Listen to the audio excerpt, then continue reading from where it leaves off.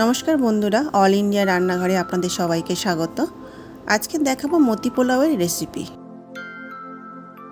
প্রথমে একটা কড়াইতে নিয়ে নেব 100 গ্রাম ঘি, গোটা গরম মশলা, গোটা গোলমরিচ 5টা, 3টে তেজপাতা দিয়ে একটু ভেজে নিয়েই দিয়ে দেব 50 গ্রাম মতো কাজু বাদাম। এবারে দেব 50 গ্রাম কিশমিশ।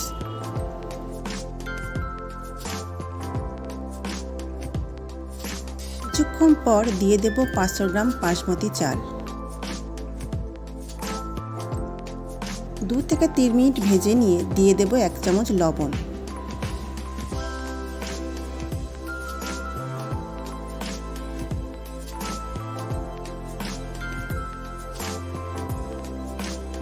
এবারে 4 থেকে 5 কাপ গরম জল দিয়ে 3 মিনিটের জন্য ঢেকে দেব।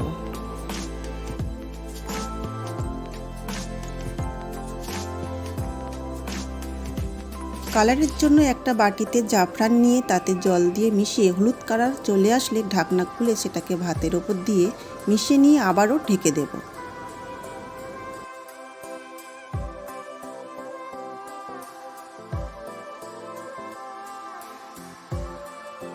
চাল সিদ্ধ হয়ে আসলে ঢাকনা খুলে একটা প্লেটে তুলে নেব।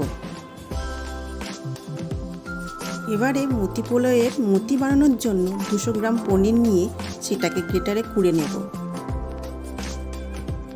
কুড়ে নেওয়ার পর হাফ চামচ লবণ ও 2 চামচ কর্নফ্লাওয়ার দিয়ে ভালো করে মাখিয়ে একটা ডো বানিয়ে নেব।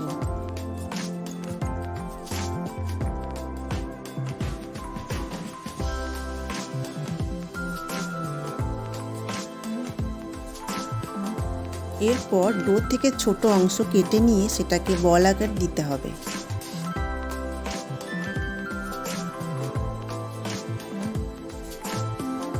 এরপর একটা কড়াইতে রিফাইন্ড অয়েল দিয়ে তাতে পনিরের বলগুলো ছেড়ে দেব।